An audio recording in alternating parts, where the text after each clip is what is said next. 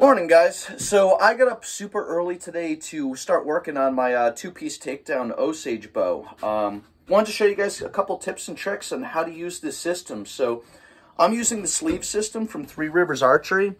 So it's just a brass sleeve and then a steel sleeve. Pretty simple. We all know how to fit them. You guys have seen the videos 1,000 times. The part that everybody struggles with is getting this brass to slide in nicely into the steel.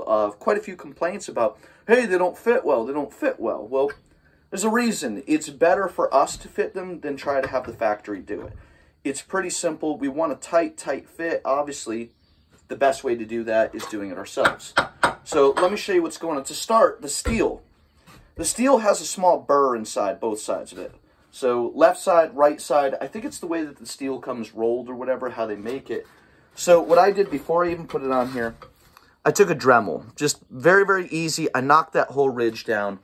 You're better off doing it before because you're going to end up fighting it the whole time anyways. Then, okay, so we epoxied this bad boy on. She's fitted tight. We epoxied the brass one on. So what I'm doing is I take a piece of steel wool and I go steel wool this whole thing. So she's good and shiny. And you can see, look how perfect that is. So nice and shiny, no marks in it, no nothing. It's hard self-filming, so bear with me, guys. Then, I'm going to slide her right on in. Now, you can see, I'm already in about halfway because I've been working on this for a little while. What I'm going to do is I'm going to push.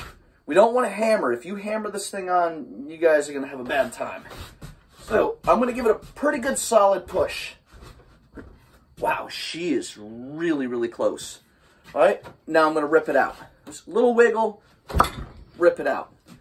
Now what that did right now, let me grab my file. See, if you look, because we had it all polished up real nice, she's going to leave little marks. You see that perfectly straight line right here? See that right there? And then a marked right here. Let's see what other ones we got. See, I'm pretty darn good, so it's hard to really, I got a real good line right here. So those are the places that it's hanging up on.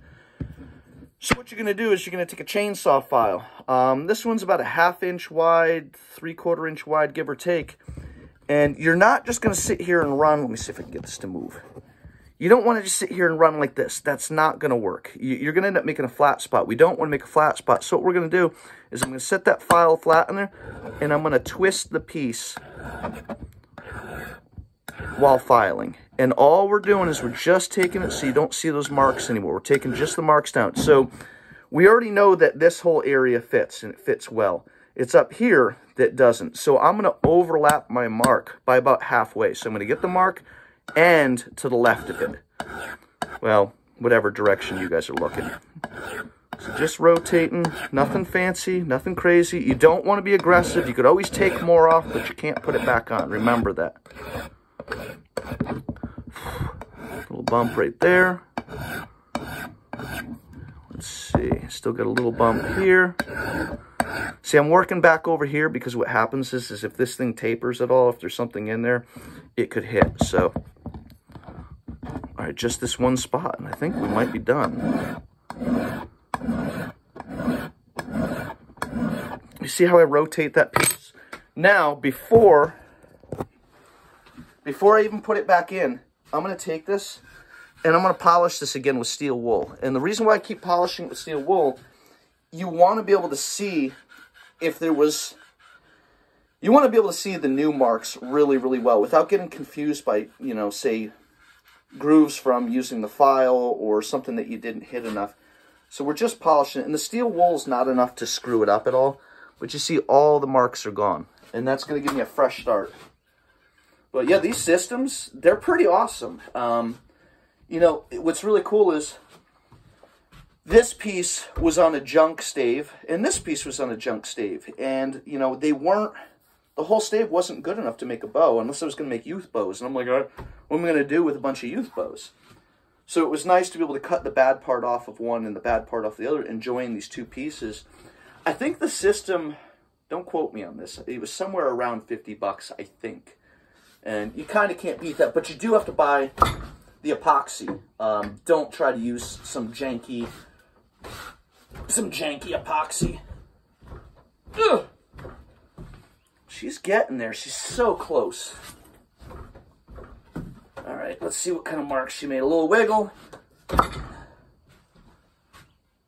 Yeah, see, I got a couple lines just on the one side. That's it.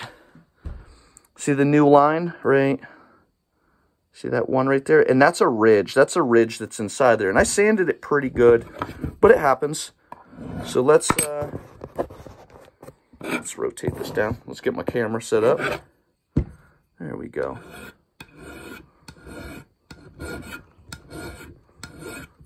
But yeah, joining two junk staves to make one really, really awesome bow. Or what some people do is they join them, like my other bow that I built. The one side is snaky and the other side's not. And I look at it and I'm like, man, I wish both sides were snaky. It would have been cooler. So that's what's cool about doing billets. One of the most important things about billets, if you guys are buying billets, this short piece is cheaper to ship than a 70-something inch long piece. So you can get two pieces shipped cheaper. Billets are cheaper too.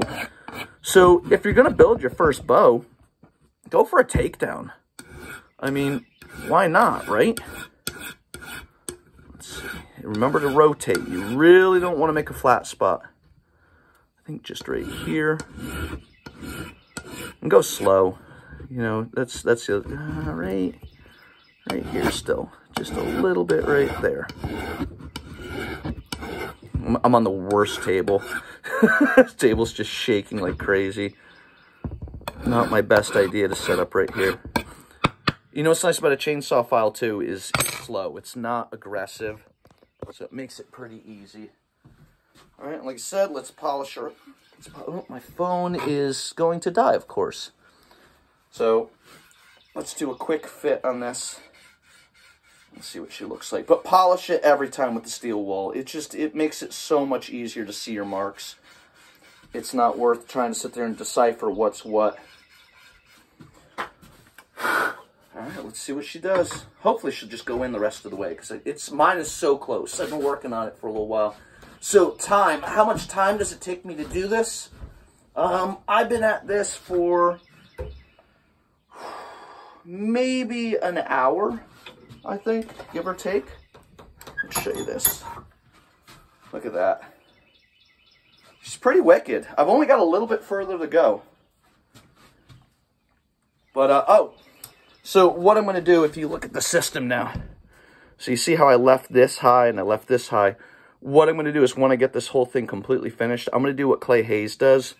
And I'm going to build this whole thing with Bondo to meet these two pieces. You spray right here with a form release, or I think he said Pam. Pam grease works. So spray this so that way Bondo doesn't stick to that.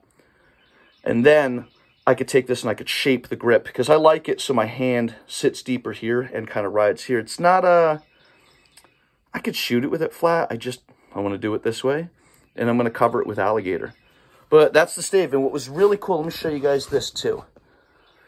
So, because I was able to choose which way these billets go, if you look at the back set in that. I've got roughly 2 inches of natural back set in there, because I was able to choose how I wanted these two billets to go. That you've got so many more options by doing a takedown. So like I said, guys, Three Rivers Archery, that's where I got it. And they have the epoxy, they have everything. So thanks for watching, guys.